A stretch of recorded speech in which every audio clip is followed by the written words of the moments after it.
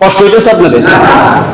Doctor Morris Bucaille কোরআনের সূরা ফাতিহা থেকে সূরা নাস পর্যন্ত 6666 আয়াতের উপরে গবেষণা করার পর তিনি তো হয়রান, তিনি কর্তব্য বিমূঢ় হয়ে গেছেন। আশ্চর্যজনিত হলেন যে আমার হাতে যেই কপি, এটা তো একটা অক্ষরে, একটা বাক্যে, একটা আয়াতে, এমনকি একটা স্বরচিহ্ন জবর জের মোরের মধ্যেও কোনো বিন্দু পরিমাণ ভুল। আল্লাহু আকবার। তাও হুঁশ ফিরে আসে না doctor Morris Bucaille.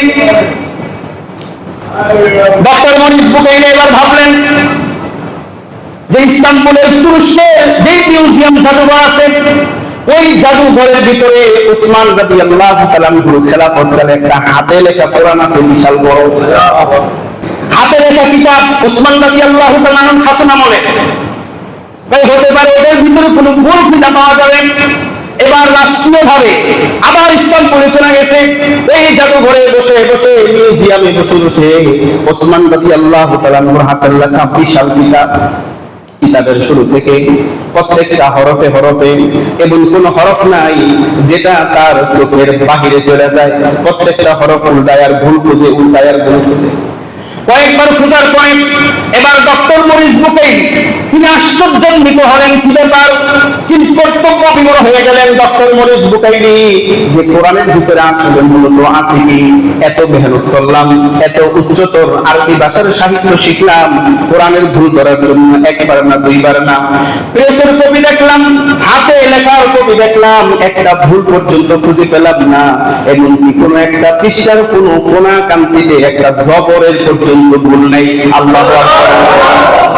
Doctor Morris Bucaille ওই যে কোরআন ধরছে, সুবহানাল্লাহ বলেন, এই কোরআনের সাথে একটু টাচ লেগে গেছে, ছোঁয়া লেগে গেছে।